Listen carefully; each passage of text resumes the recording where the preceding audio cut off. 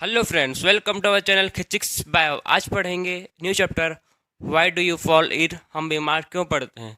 तो हम बीमार क्यों पड़ते हैं, तो अब इसके बहुत सारे फैक्टर्स हैं जिससे हम बीमार पड़ते हैं। सबसे फर्स्ट है इन्वायरमेंट। आप किस इन्वायरमेंट में रह रहे हो, कहाँ पर, गांव, सिटी, टाउन, कोई से भी आपका मतलब हो, तो आप किस मतलब इन्वायरमेंट में बहुत बड़ा रोल प्ले करता है कि आप किस इस मतलब प्लेस पर रह रहे हो, इन्वायरमेंट। सेकंड है पर्सनल हाइजीन। आप कितना मतलब हाइजेनिक हो, कितना क्लीन मतलब क्लीननेस आपके अंदर है, मतलब करते हो कुछ भी खाना खाने पीने के पहले कि पिज़्ज़ा, चाउमीन, बर्गर कुछ भी खा के उसी लिए आपका हेल्थ बिगड़ता है। तो बहुत सारे फैक्टर है। इस चैप्टर में सबसे पहले देखेंगे हेल्थ क्या है। हेल्थ के बाद देखेंगे डिसीज़ क्या है। डिसीज़ के बाद देखेंगे टाइप्स ऑफ डिसीज़, कौन कौन सा डिसीज़ होता है। उसके बाद देखेंगे प्रिवेंशन और प्रिकॉशन, फिर कैसे डिसीज़ से बच सकें। अब सबको वन बाय वन देखेंगे।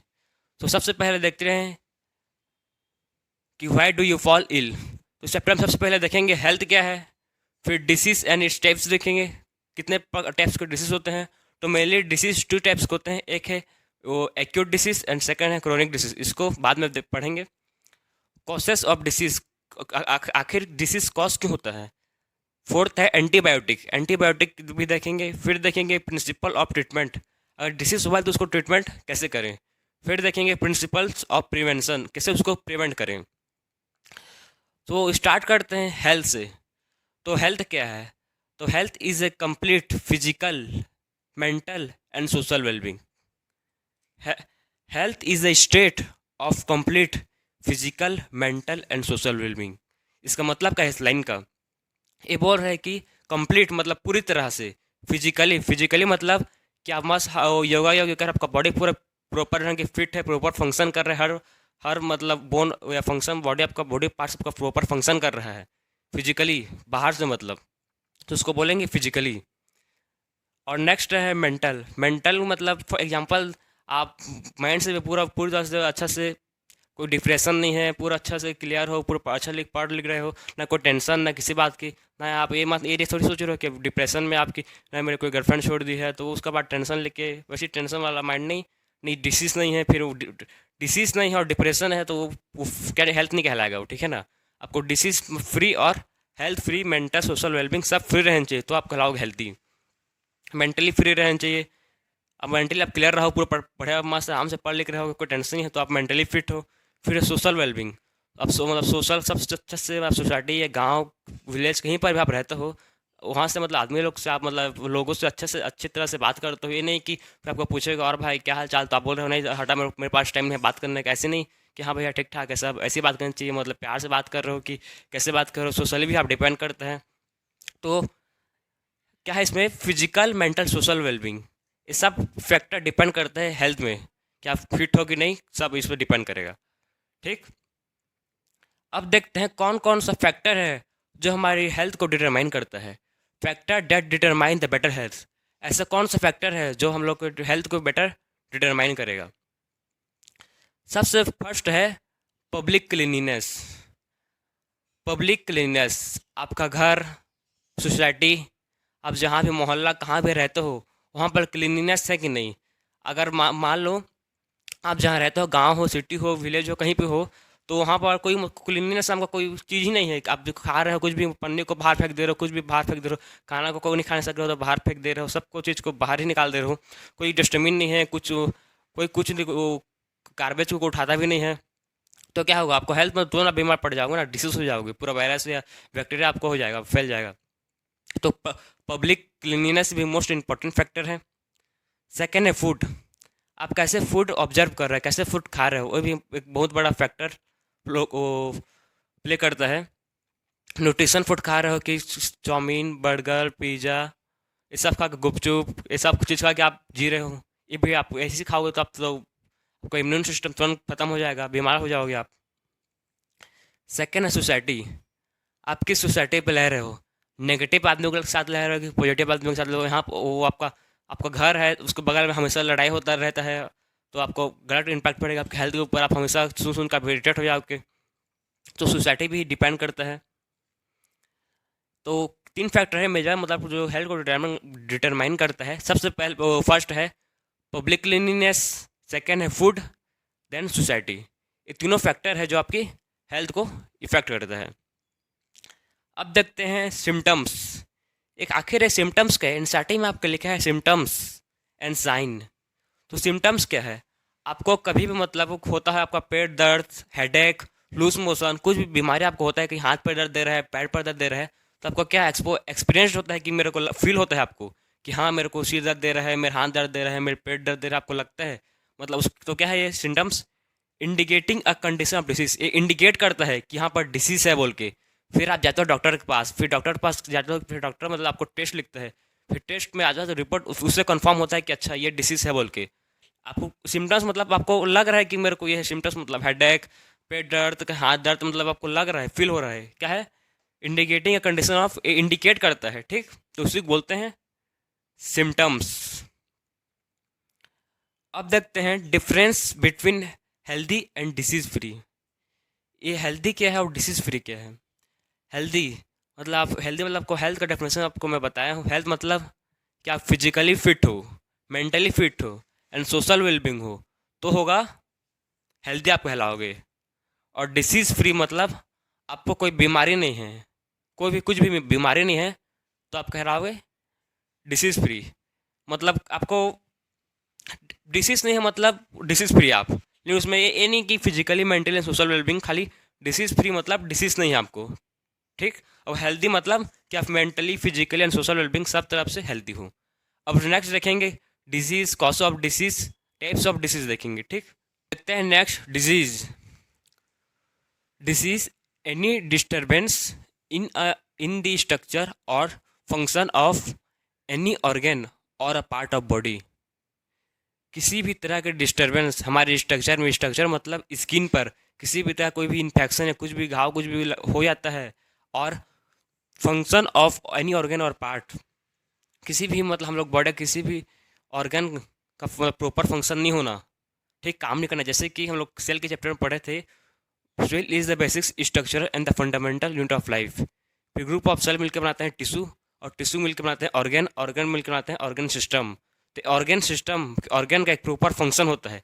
जैसे कि हार्ट का है, हार्ट का क्या फंक्शन है, ब्लड को पंपिंग करना, वो ब्लड को पंप करता है। उस ऐसे ही लिवर का रेस्पिरेशन करना। फिर डाइजेस्टिव सिस्टम, फूड को डाइजेस्ट करना। डिफरेंट डिफरेंट ऑर्गन का डिफरेंट डिफरेंट फंक्शन है। तो हम लोगों को किसी भी ऑर्गन का कुछ भी मतलब फंक्शन नहीं होना, अच्छी तरह से काम नहीं करना, तो उसको क्या बोलेंगे, डिसीज। वो पर्सन क्या है, डिजीज है, ठीक।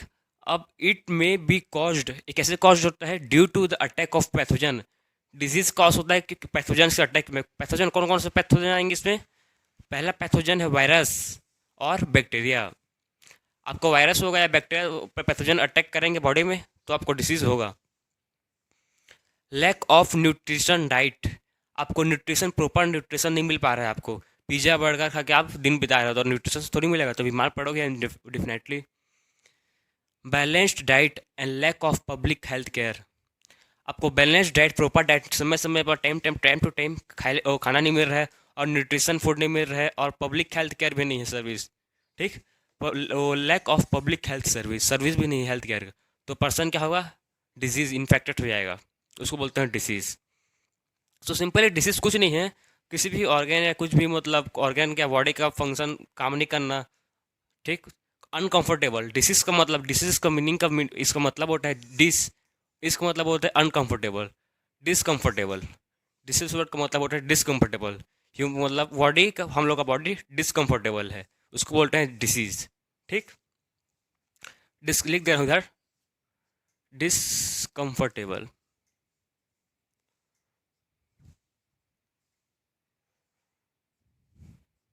डिसकंफर्टेबल। अब देखते हैं टाइप्स ऑफ डिसीज।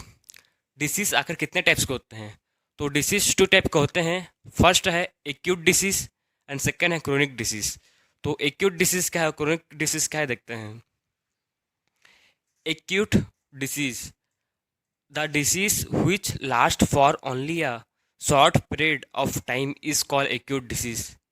ऐसा डिसीज जो हमारे बॉडी में मतलब कम समय के लिए रहता है, उसको बोलते हैं एक्यूट डिसीज। मतलब बहुत ही कम, 5 से लेकर 6 दिन या 2-3 दिन के रहता है उस डिसीज को, मतलब वैसे डिसीज को बोलेंगे एक्यूट डिसीज। एग्जाम्पल क्या है, कॉमन कोल्ड, सर्दी, ये खाली 3-4 दिन का रहता है, फिर अपने आप खत्म हो जाता है। और क्या एग्जाम्पल है, इन्फ्लुएंजा, इन्फ्लुएंजा भी बहुत कम दिन का रहता है, लॉन्ग लास्टिंग नहीं रहता, शॉर्ट पीरियड ऑफ टाइम का रहता है, उसको बोलेंगे अब एक्यूट डिसीज। सेकेंड है क्रोनिक डिसीज। क्रोनिक डिसीज वैसे डिसीज को बोलते हैं जो last long period of time के लिए हम लोग बॉडी में रहता है। The disease which last for long period of time is called chronic disease. ऐसा डिसीज जो हमारे बॉडी में लॉन्ग टाइम के लिए बहुत समय तक रहता है, उस डिसीज को बोलते हैं क्रोनिक डिसीज। इसका एग्जाम्पल है कैंसर। और कैंसर आपको मतलब किसी को वो होगा तो मतलब तुरंत खत्म नहीं होता है, उसका स्टेज होते हैं, पहला stage, second stage, third stage, मतलब लॉन्ग पीरियड ऑफ टाइम के होता है, सालों साल के लिए कैंसर रहता है। तुरंत मतलब एक हफ्ता में ठीक नहीं होता है कि एक महीना में, ठीक। और सेकेंड एग्जाम्पल है टीबी। टीबी का मतलब ट्यूबरक्लोसिस। ये भी लॉन्ग पीरियड ऑफ टाइम होता है, बॉडी को वीक बना देता है, कमज़ोर कर देता है बॉडी को। अब देखेंगे next difference between acute disease and chronic disease. तो स्टार्ट करते हैं आज का lecture. Difference between acute and chronic disease. सबसे पहले देखते हैं एक्यूट डिसीज क्या है, फिर देखेंगे chronic disease. So friends, acute disease वो डिसीज को बोलते हैं जो शॉर्ट पीरियड ऑफ टाइम का रहता है अपने बॉडी में, मतलब कम दिनों तक रहता है कोई भी डिसीज, उसको बोलते हैं एक्यूट डिसीज। और क्रोनिक डिसीज वो डिसीज को बोलते हैं जो लॉन्ग पीरियड ऑफ टाइम के लिए रहता है बॉडी में। मैं आपको कल पिछले लेक्चर में एग्जांपल भी बताया था कि वो क्रोनिक डिसीज का लॉन्ग टर्म में कैंसर जो लॉन्ग टाइम का रहता है, और एक्यूट डिसीज का था कॉमन कोल्ड, सर्दी, जो कम समय का रहता है। तो देखते हैं इसका difference between. They are short and duration disease. क्या है? They are short duration disease.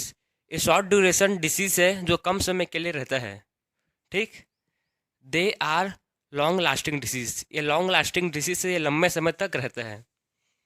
Second point है patient recovers completely after cure. इसमें पेशेंट का होता है पूरी तरह से ठीक हो जाता है, किसमें? एक्यूट डिसीज में पूरी तरह से कम्प्लीटली। इसमें क्रोनिक डिसीज में patient does not recover completely. इसमें पेशेंट मतलब पूरी तरह से ठीक नहीं हो पाता, क्योंकि बहुत लॉन्ग पीरियड है और इसमें टाइम भी लगता है, तो पूरा उसको इम्यून सिस्टम पूरा वीक हो जाता है। अब थर्ड पॉइंट है there is no loss of weight और feeling of tiredness. Acute disease है, उसमें ना ही मतलब कुछ 5-6 दिन के लिए कुछ में लॉस होता है वेट का, ना ही कुछ वो ठीक होने के बाद वो टायर्डनेस लगता है। लेकिन जो क्रोनिक डिसीज है उसमें there is often loss of weight. इसमें लॉस ऑफ मतलब इसमें वजन भी घटता है और फीलिंग ऑफ टायर्डनेस, इसमें टायर्डनेस भी लगता है।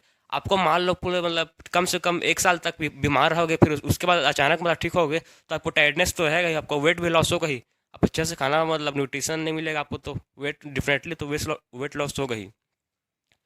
अब फोर्थ पॉइंट है there is a short duration loss of work and efficiency. इसमें वर्क और इफिशियंसी का मतलब 4-5 दिन में खाली कम ही लॉस होता है, शॉर्ट ड्यूरेशन का लॉस होता है वर्क और इफिशियंसी का। और क्रोनिक डिसीज में there is a prolonged loss of work and efficiency. इसमें बहुत ज़्यादा मतलब सालों साल तक बीमार मतलब रहते हैं, तो पूरा वर्क और इफिशियंसी दोनों लॉस हो जाता है। किसी भी चीज़ को काम करने का इंटरेस्ट भी खत्म हो जाता है, क्योंकि बॉडी वीक हो जाता है, तो कुछ भी काम करने का मन भी नहीं करता। आप मान लो 1 साल तक आप बेड में सोए हुए, आप अचानक आपको बोलेंगे कुछ काम करने का, तो आपको टायर्डनेस लगेगा ही, आप तो कुछ करने का मन नहीं लगेगा, क्योंकि आप पूरा मतलब सोच लो कि आप पूरा आदत हो गया है आपका, तो इस टाइप का है। एग्जाम्पल है एक्यूट डिसीज़ का। पहला एग्जाम्पल है टाइफाइड एंड सेकेंड है जॉन्डिस।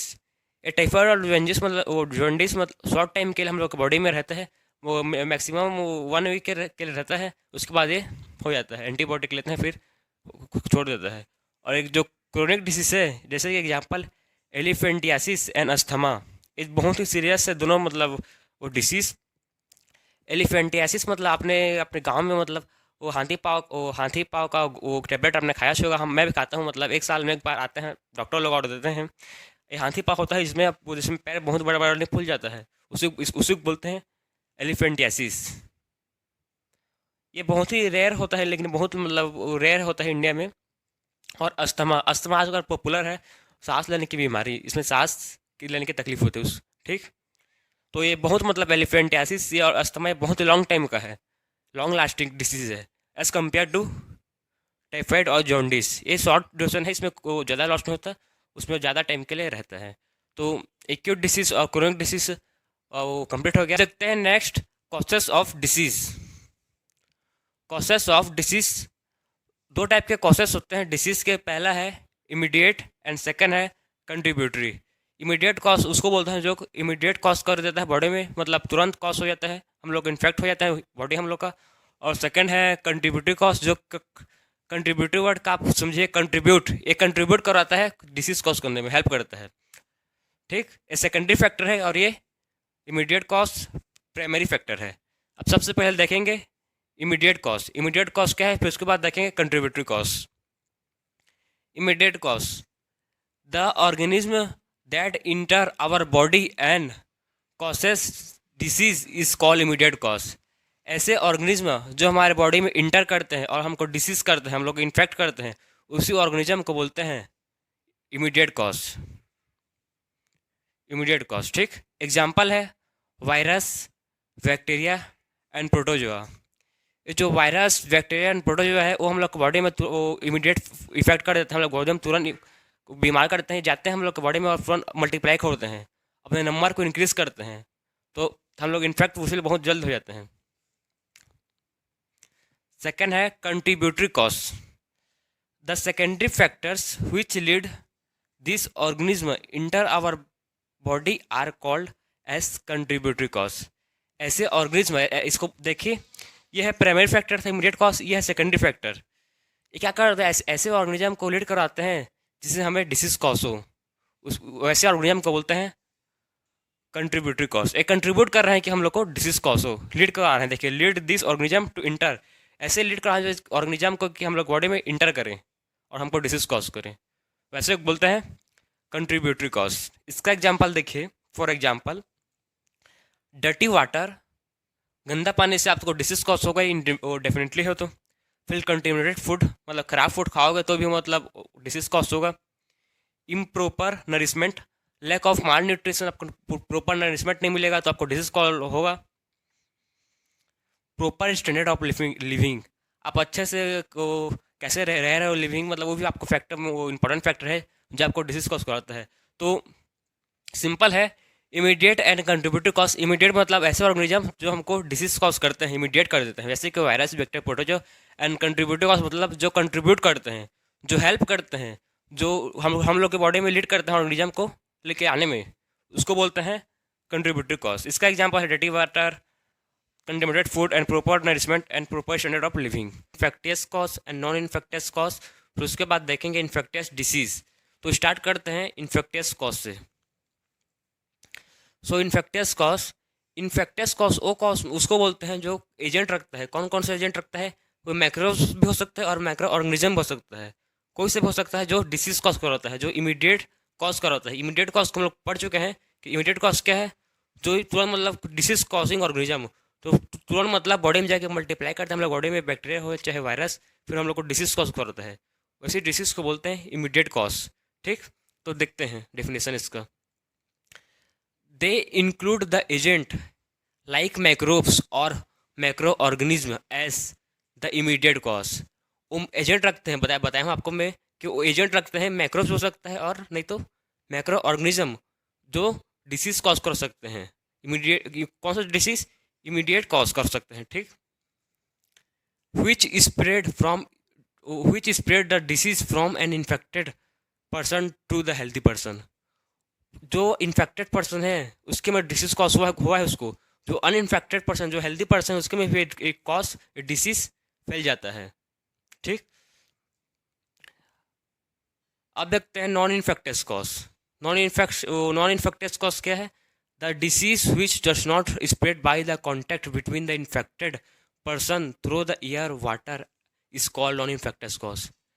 ऐसा डिसीज जो नॉन इन्फेक्टियस, जो इन्फेक्टियस पर्सन है, और मतलब जैसे डिसीज जो नॉन इन्फेक्टियस पर्सन है और जो हेल्दी पर्सन है, वो दोनों में मतलब डिसीज एयर और वाटर के थ्रू नहीं फैलेगा, ट्रांसमिट नहीं होगा, तो उस टाइप को बोलते हैं नॉन इन्फेक्टियस कॉज, जिससे एयर या मतलब वाटर पानी से नहीं फैलता। फॉर द एग्जाम्पल क्या है, कैंसर पानी से नहीं फैलता, ना ही वो आपको मतलब वायरस से बैक्टीरिया से होगा। वो कैंसर एक बहुत ही खतरनाक वायरस है। ठीक, अब एग्जाम्पल देखते हैं इसका। Cancer, genetic abnormalities, high blood pressure, जो कैंसर है वो थोड़ी फैलता है किसी से, मतलब वाटर या एयर से। ये तो जेनेटिक हो सकता है कि आपका, और जेनेटिक एबनॉर्मलिटीज़, जेनेटिक एबनॉर्मलिटीज़ है वो, आप तो जेनेटिक कॉज है, वो थोड़ी फैलेगा आपको वाटर एयर से। नेक्स्ट है high blood pressure. Blood pressure किसी का, ब्लड प्रेशर मेरे को ज़्यादा ब्लड प्रेशर है तो आपको थोड़ी हो जाएगा ज़्यादा ब्लड प्रेशर। ऐसी मतलब है, ऐसी डिसीज लोग को नहीं फैलते हैं, ये जेनेटिक होते हैं या वो कुछ एक्वायर्ड होते हैं कुछ लोग, ठीक। बाकी इस ऐसे जो ऐसे डिसीज़ जो एक पर्सन से दूसरे पर्सन में नहीं फैलता उसको बोलता है non infectious person, not non infectious cause. और ऐसा डिसीज़ जो एजेंट जो कॉज को डिसीज कॉज कराता है उसको बोलते हैं इन्फेक्टियस कॉज। अब देखते हैं नेक्स्ट इन्फेक्टियस डिसीज। देखिए एक इन्फेक्टियस कॉज है जो कॉज करवा रहा है, एजेंट लग रहा है, माइक्रोब्स एंड माइक्रोऑर्गेनिज्म इसका एजेंट है, और डिसीज है। तो डिफरेंस समझिए, डिसीज क्या है? The disease which spread due to the infection. ऐसा disease infection by the micro organism are called infectious disease. ऐसा डिसीज जो माइक्रो ऑर्गेनिज्म इन्फेक्ट कराता है, इन्फेक्टियस किसी भी ऑर्गेनिज्म को इन्फेक्ट कराता है उसको बोलते हैं infectious disease. When a disease causing organism enter our body, it cause infection and it multiplies and grow in a body called host, and the microorganism multiplies in the host body। ये बोल रहा है कि ऐसा कोई भी organism जो हम लोग को इन्फेक्ट करता है तो हम लोग के बॉडी में जाता है। जैसे कि कोई सा भी मान लो वायरस हो या बैक्टीरिया या प्रोटो या फंगी, कोई भी वायरस या बैक्टीरिया हो जो भी हम लोग बॉडी में जाएगा, फिर वो क्या करेगा? फिर अपना नंबर इंक्रीज करेगा, मल्टीप्लाई करेगा। मल्टीप्लाई कर मतलब एक गए माल वायरस, एक वायरस गया तो मल्टीप्लाई कर करके वो कम से कम 100-200 अपना वायरस बनाएगा। फिर हम लोग के सेल के जो सेल है उसको अटैक करेगा, हम लोग इम्यून सिस्टम को वीक बना देगा। ठीक, ऐसे करते हैं हम लोग। एग्जाम्पल है टीबी, ट्यूबरक्लोसिस। सेकेंड एग्जाम्पल है टेटनस, फिर है कॉमन कोल्ड, फिर एड्स। ये सब डिजीज का इन्फेक्टियस है, ये सब फैलता है एयर व वाटर से। Tuberculosis, common cold, AIDS. AIDS full form है एक्वायर्ड अमीनो डिफिशियंसी सिंड्रोम।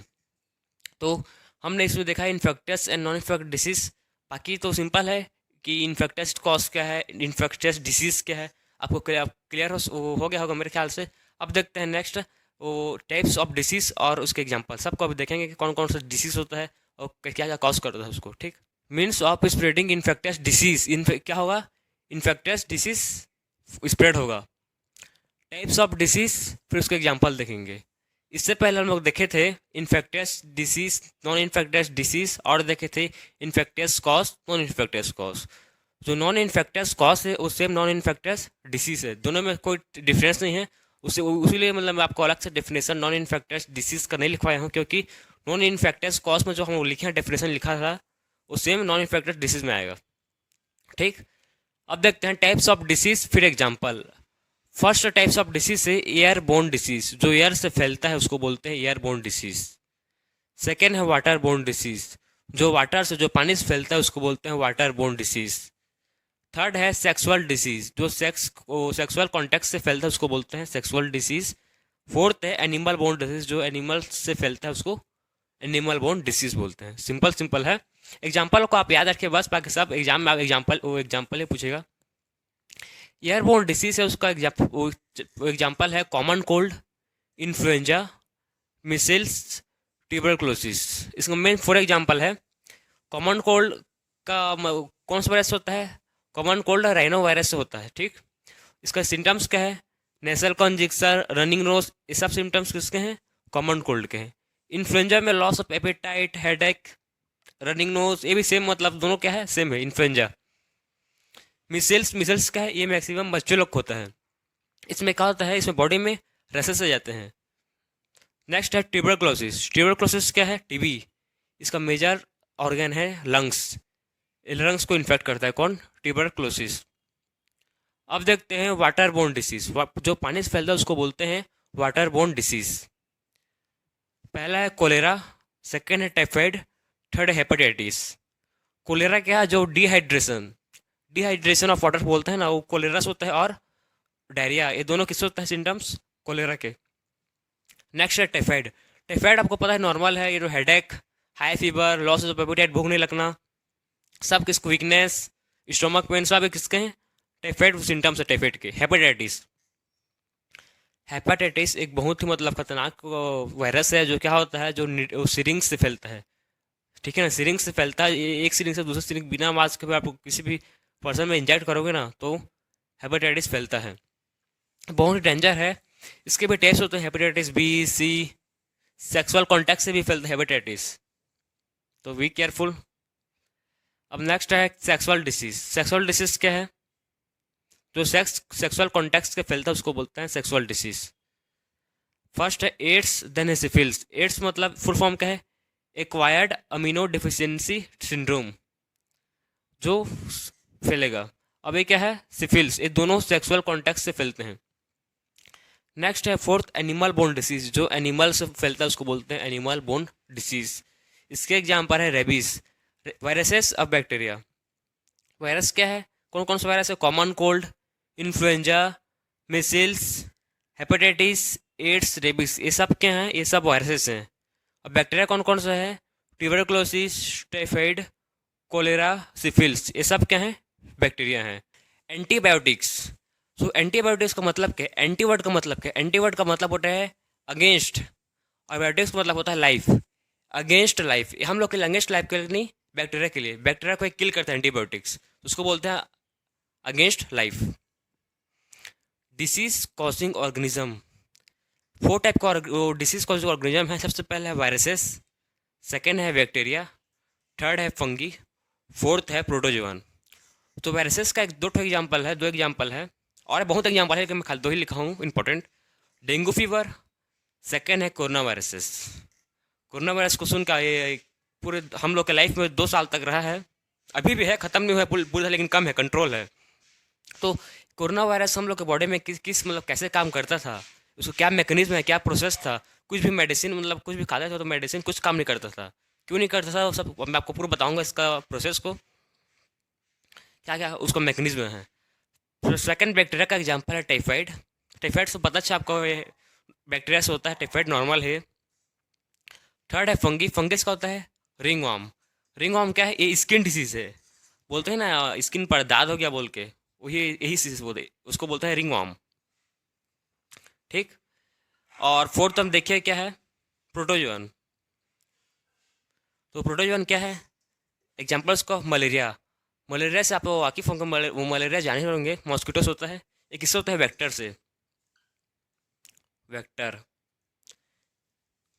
एक मच्छर मॉस्किटो, एक इन्फेक्टेड मतलब किसी भी जो भी बीमार है, इन्फेक्टेड पर्सन है, उसके उससे से ब्लड सक करता है, तो दूसरे हेल्दी पर्सन के में दे देता है, मतलब इंजेक्ट करता है। तो क्या होता है?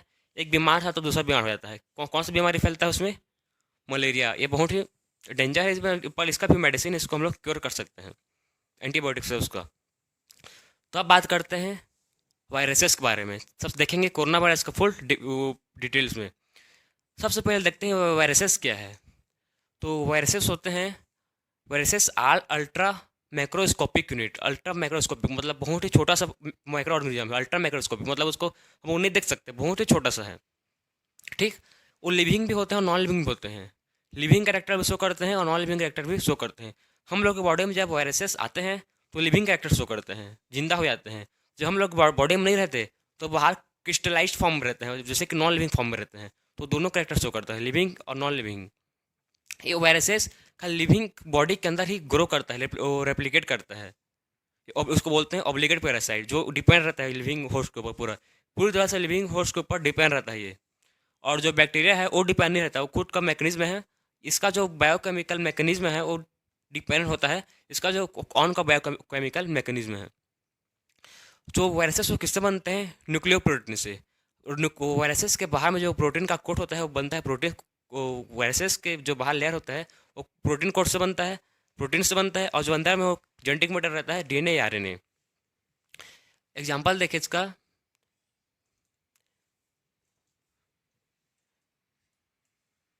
ये वायरसेस से मान लिए तो इसके जो बाहर का ही बना है प्रोटीन कोट से, और जो अंदर में दिखा है वो क्या है? जेनेटिक मटेरियल, डीएनए हो सकता है और आरएनए भी। ये डीएनए या आरएनए दोनों हो सकता है, डीएनए और आरएनए दोनों में से कोई से हो सकता है ये। तो देखेंगे अब इसका कैसे ह्यूमन बॉडी में जाता है तो कैसे वायरसेस रेप्लिकेट करता है और कोई भी एंटीबायोटिक्स कैसे काम नहीं करता उसमें। तो मानिए कि मतलब मान लीजिए कि कोई भी मतलब वायरसेस जो है ये ह्यूमन बॉडी के अंदर गया, ठीक। ह्यूमन बॉडी के अंदर गया तो कहीं जाकर सेल पड़ जाएगा। सेल पड़ जाए क्या करेगा, ये रेप्लिकेट करेगा, अपना नंबर को इंक्रीज करेगा। नंबर को इंक्रीज किया, फिर ये नंबर ऐसे इंक्रीज करता है जब जब आप जो भी एंटीबायोटिक या मेडिसिन खाते हो, मतलब एंटीबायोटिक लेते हो तो कैसे काम कर एंटीबायोटिक। देखिए एंटीबायोटिक आया है, जब भी बॉडी में एंटीबायोटिक आता है फिर क्या करता है वायरसेस, अपना बाहर एक लेयर बनाता है प्रोटीन कोट का। प्रोटीन कोट का जब लेयर बनाएगा तब इसको जो आप एंटीबायोटिक लिए हो कुछ काम नहीं करता है, क्योंकि प्रोटीन कोट बहुत ही स्ट्रांग रहता है, डिग्रेड नहीं होता बहुत जल्दी, फिर अपना लेयर बना लेता है। जब तक आपका एंटीबायोटिक का असर रहेगा, ठीक, बॉडी मतलब मेडिसिन का असर रहेगा जब तक ये रेप्लिकेट नहीं करेंगे और अपना ऊपर एक लेयर बनाएंगे प्रोटीन कोट का। और जब भी आपका असर मतलब एंटीबायोटिक का असर खत्म हुआ फिर से ये रेप्लिकेट करना स्टार्ट करते हैं, अपना नंबर इंक्रीज करते हैं और अपने आपके इम्यूनिटी सिस्टम को वीक बनाते हैं। देखिए दे अपना फिर से नंबर इंक्रीज कर रहे हैं और अपने नंबर को इंक्रीज कर रहे हैं।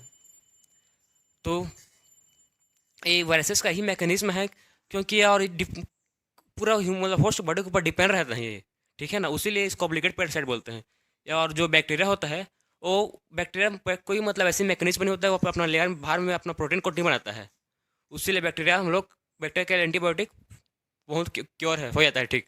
लेकिन वायरसेस है उसके लिए कुछ भी काम नहीं करता, उसीलिए हम लोग को अभी तक कोरोना वायरस का कोई भी मेडिसिन नहीं बना है, क्योंकि वो लिविंग कैरेक्टर भी शो करता है और नॉन लिविंग भी शो करते हैं, इसलिए उसको वैक्सीनेशन करते हैं। पहले से हम लोग बॉडी को स्ट्रांग बनाते हैं लड़ने के लिए, मतलब ठीक है ना। पढ़ेंगे आगे उसको प्रोसेस इम्यूनाइजेशन है, उसको आगे देखेंगे। इसमें बस मतलब मेन वही मैकेनिज्म है, ये वायरसेस है और लिविंग भी है नॉन लिविंग भी है। अब देखते हैं एंटीबायोटिक्स, देखेंगे उसको फुल डेफिनेशन, फिर देखेंगे कैसे हम लोग एंटीबायोटिक्स से प्रिवेंट हो सके, ट्रीटमेंट कौन कौन सा कितने टाइप का ट्रीटमेंट है उसको देखेंगे। तो स्टार्ट करते हैं एंटीबायोटिक से। एंटीबायोटिक का इसमें डेफिनेशन देखेंगे। This are the chemical medicine drugs that block the biochemical pathway. ये ऐसा मेडिसिन है जो क्या है, मेडिसिन या ड्रग है जो बायोकेमिकल पाथवे को ब्लॉक करता है। किसके लिए, बैक्टीरिया के लिए। For bacteria they are used for disease caused by bacteria. ये किसके लिए यूज होता है एंटीबायोटिक, जो डिसीज कॉज करते हैं बैक्टीरिया के लिए यूजफुल है। इसको बायोकेमिकल पाथवे का बैक्टीरिया का रोक देता है, ब्लॉक कर देता है, ठीक। तो इसलिए हम लोग डिसीज कॉज नहीं होते, क्योर हो जाते हैं।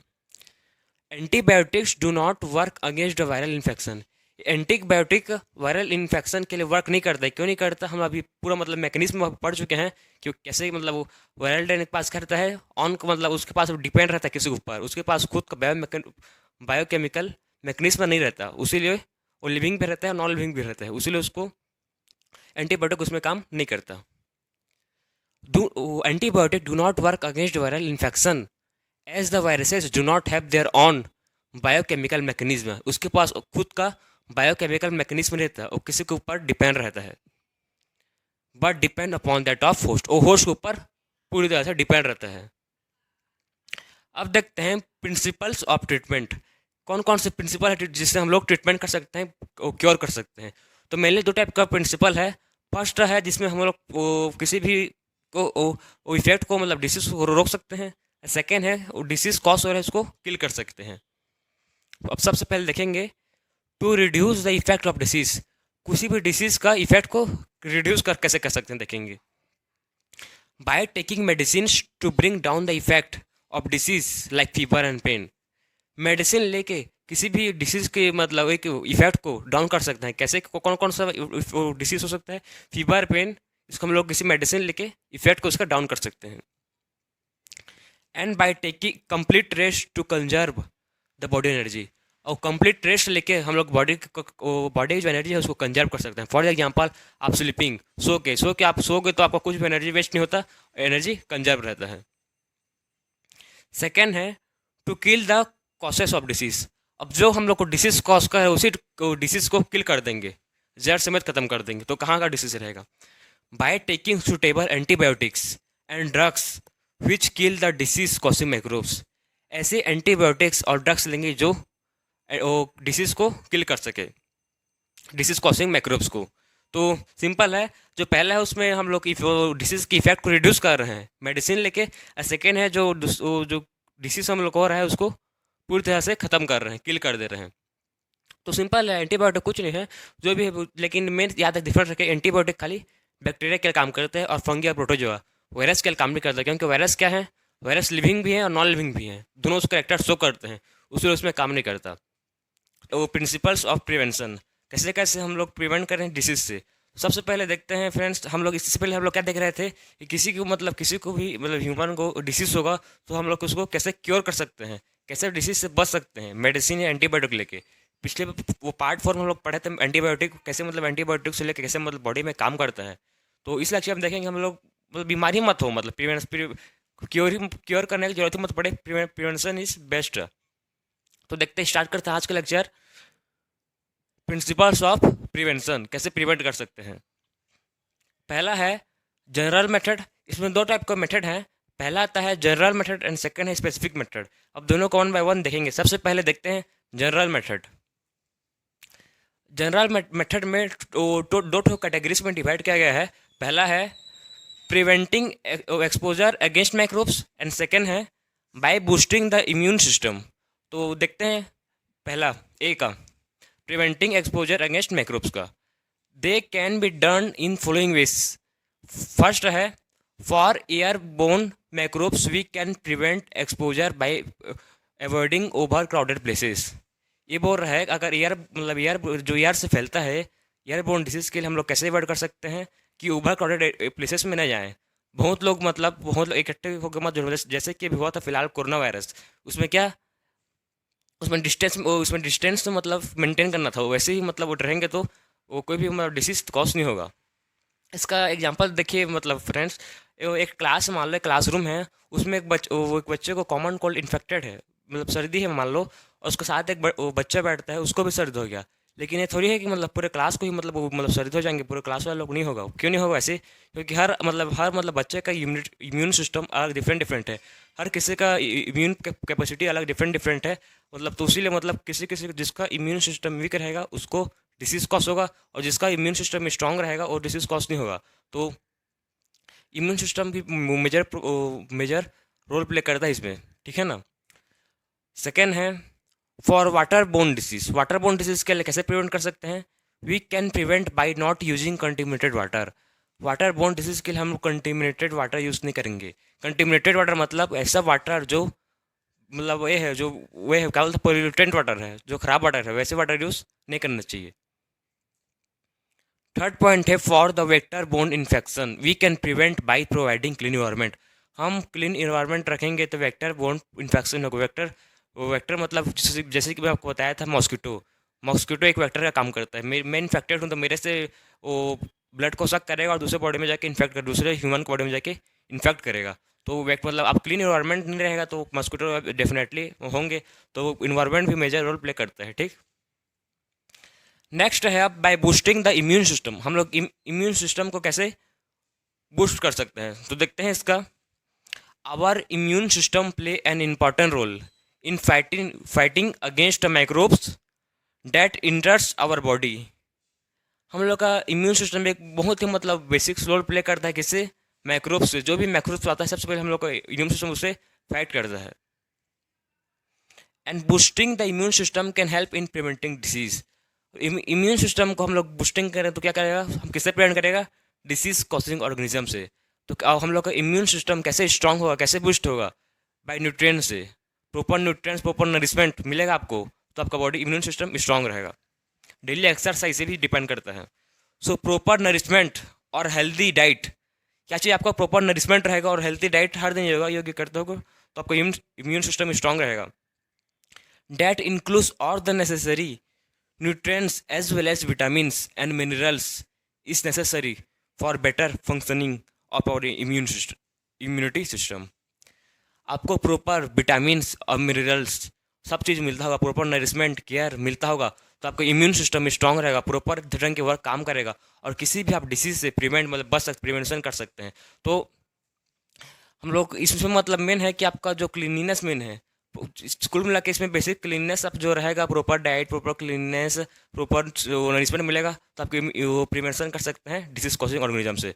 अब देखते हैं नेक्स्ट स्पेसिफिक मेथड।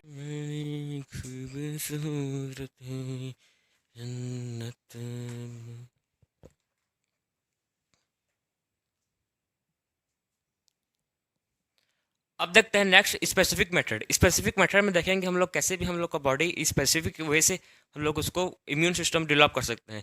पहले देखे थे जनरल मेथड, जनरल मेथड में वही हम लोग कैसे वो डिजीज कॉजिंग ऑर्गेनिज्म से प्रिवेंट कैसे हो पाएँ। अब देखेंगे स्पेसिफिक मेथड। स्पेसिफिक मेथड में मेन आता है हम लोग का बॉडी का इम्यूनिटी, इम्यूनाइजेशन एंड वैक्सीनेशन। हम लोग कैसे हम लोग बॉडी इम्यून सिस्टम से बूस्टिंग होगा और वैक्सीनेशन, अब इसको देखेंगे। तो आपको मैं पहले एक स्टोरी सुना रहा हूँ, आपके एनसीईआरटी में गिवन है। ये 100 साल पहले की बात है, जैसे कि अभी कोरोना वायरस हुआ था तो बहुत लोग की डेथ होती थी, बहुत लोग मर गए, ठीक है ना, क्योंकि कोरोना वायरस बहुत ही डेंजर था। तो ऐसे ही 100 ईयर पहले एक डिसीज़ था स्मॉल फॉक्स। स्मॉल फॉक्स बहुत ही डेंजर डिसीज़ था उस टाइम के लिए, मतलब 100 साल पहले के लिए, 100 साल पहले की बात है। तो बहुत लोग की डेथ होती थी, तो एक फैमिली था, उनको मतलब डर नहीं लग रहा था। क्यों? क्योंकि फैमिली पहले ही डिसीज़ होके पहले ही उनको मतलब कॉफ मतलब स्मॉल फॉक्स हो गया था, तो उनको फिर से मतलब स्मॉल फॉक्स नहीं हो रहा था, तो उनको डर नहीं लग रहा था। तो बहुत लोग कंक्लूजन निकाला कि अच्छा, जो पहले एक बार देखो किसी भी मतलब ह्यूमन की बॉडी में वो स्मॉल फॉक्स डिसीज़ हो रहा है, बाद में उसको फिर से रिपीट मतलब उसको डिसीज़ कॉज नहीं हो रहा है। क्यों? क्योंकि उसका बॉडी में इम्यून सिस्टम इम्यूनिटी डेवलप्ड हो जा रहा है उस डिसीज़ से लड़ने के लिए, उसके उसको फिर से डिसीज़ नहीं होता। उसीलिए आपको कभी भी आपको चिकन फॉक्स बोल दो, स्मॉल फॉक्स, ये मतलब आपको कभी भी मतलब एक बार होता है, फिर आपको कभी भी एक ही बार हुआ होगा। बहुत रेयर केस में ही 2 बार होता है, लेकिन मैक्सिमम एक ही बार होता है किसी भी ह्यूमन को। मेरे को भी एक ही बार हुआ था और फिर अब कभी नहीं हुआ कभी भी, अब होगा भी नहीं, क्योंकि हम लोग का बॉडी उसके लिए क्या करता है, इम्यून सिस्टम डेवलप कर देता है। तो वो कॉफ तो साइंटिस्ट थे, उन्होंने क्या वो 2 साइंटिस्ट उन्होंने देखा कि कॉफ जो मिल्क मैड होते हैं, जो गाय से दूध निकालते हैं, उनको क्या होता है, उनको होता है कॉफ वॉक्स, ठीक है ना। कॉफ वॉक्स एक वो डिसीज है जो किसको होता है, मिल्क मैड को होता है। तो जिसको भी मतलब कॉफ वॉक्स हुआ था उसको स्मॉल फॉक्स डिसीज कॉज नहीं कर रहा था। क्यों नहीं कर रहा था? क्योंकि उसके अंदर मतलब लड़ने का मतलब इम्यूनिटी डेवलप हो गया था कॉफ वॉक्स के लिए। तो कॉफ वॉक्स और स्मॉल फॉक्स दोनों एक दूसरे से इंटरलिंक्ड थे, कनेक्ट मतलब दोनों एक दूसरे से सेम डिसीज थे लगभग, तो नहीं हो रहा था। तो साइंटिस्ट ने देखा कि एक बार वो किसी मतलब जो भी वायरसेस है डिसीज कॉजिंग है, उसको हिट किल करके ह्यूमन के बॉडी में इंजेक्ट किया, ठीक है ना। तो हम लोग को ये बॉडी को लगा कि अच्छा, ये सही में मतलब रियल डिसीज है बोल के लगा बॉडी को, और हम लोग का बॉडी पूरा इम्यून सिस्टम डेवलप किया। इम्यून सिस्टम डेवलप किया तो फिर अब सही में हम लोग को मतलब होगा स्मॉल फॉक्स, तो हम लोग का बॉडी उससे पूरा प्रिपेयर है लड़ने के लिए, किसे, वो स्मॉल फॉक्स के लिए। तो हम लोग का मेन मतलब स्पेसिफिक मेथड में क्या देखे तो हम लोग का बॉडी कैसे इम्यून सिस्टम स्ट्रांग होकर इम्यूनिटी डेवलप करना किसी भी चीज़ के लिए, ऑर्गेनिज्म के लिए। For the example corona virus, अभी कोरोना वायरस हुआ, तो कोरोना वायरस में क्या हुआ, वही सेम वैक्सीनेशन हुआ। वैक्सीनेशन में वही कोरोना वायरस को ही आपके मतलब अंडर डाले हैं, मतलब लेकिन उसको हिट कर डाले हैं, मार मतलब उसके पूरे ताकत को ख़त्म करके आपके बॉडी में डालने हैं। जब आपका बॉडी लगा कि आपका आपका बॉडी में डालें, फिर आपका बॉडी का इम्यूनिटी लगा कि सही में मतलब मेरे को कोरोना वायरस हुआ है, तो पूरा आपका बॉडी इम्यून सिस्टम उसके लिए प्रिपेयर किया है। और फिर आपको सही में आपको कोविड-19 मतलब कोरोना वायरस होगा, तो आपका बॉडी प्रिपेयर है उस डिसीज़ को लड़ने के लिए। एक एग्जाम्पल बता रहा हूँ आपको, देखिए, मान लिया आपका कोई फ्रेंड है, ठीक है ना, फ्रेंड है, और आपको किसी के साथ आप लड़ाई हो गया, ठीक, आपका फ्रेंड और आप हो, आप दोनों का मतलब किसी के साथ लड़ाई हो गया, आप दोनों आप जा रहे हो, अब वो आपको मतलब लड़ाई हुआ, अब वो बोल रहा है बंदा कि इधर मतलब जगह में हम लोग 5 मतलब वहीं लड़ेंगे बोल के, एक ग्राउंड है वहीं बुला रहा है आपको, यहाँ लड़ेंगे बोल के। आप आप और आपके दोस्त दोनों जा रहे हो उससे लड़ने के लिए, ठीक। आप देख रहे हो वहाँ जाके कि वहाँ जो बुलाया था उसके पास कम से कम 10-15 लोग आदमी लोग थे। फिर आप दोनों जन डर के मारे फिर आप इस भगाए कि हम दोनों क्या कर सकें, क्या लड़ सकेंगे बोल के, वो 10-12 जन से। तो लेकिन अब फिर से कभी भी आपको नेक्स्ट टाइम वो लोग बुलाएंगे कल कॉल करके कि आप भाई फिर से लड़ेंगे, तो आप लोग कैसे होगा? आप 2 जन ही जाओगे, आप भी आप बहुत लोग, आप 200 लोग को साथ में लेके जाओगे, आप लोग 20 लोग जाओगे, हम लोग 10 रहेंगे तो आप 20 रहोगे, और 30 रहेंगे तो 40 रहोगे। मतलब आप क्या कर रहे हो, पहले से आपको पता ही नहीं था कि कैसे कितना लोग रहेंगे, लेकिन बाद में जब आपको मेमोरी मेमोरी है कि अच्छा इतने लोग हैं, तो आप प्रिपेयर हो जाए। वैसे हम लोग बॉडी है, बॉडी सबसे पहले डिसीज आता है, मतलब डिसीज कोई भी वायरसेस हुआ तो हम लोग पता नहीं रहता कि वायरसेस कैसे है, हम लोग इम्यूनिटी सिस्टम तुरंत स्टार्ट नहीं होता। उसीलिए हम लोग का वैक्सीनेशन होता है, जिससे हम लोग का बॉडी प्रिपेयर होता है, इम्यूनाइज होता है, इम्यूनाइजेशन, उससे हम लोग का बॉडी इम्यून सिस्टम डेवलप करता है, ठीक। तो यही था मेन। अब देखते हैं specific method. It involves the prevention method directed against a particular disease. ऐसा प्रिवेंशन मेथड जिससे हम लोग डिसीज पर्टिकुलर डिसीज से कॉज नहीं होगा।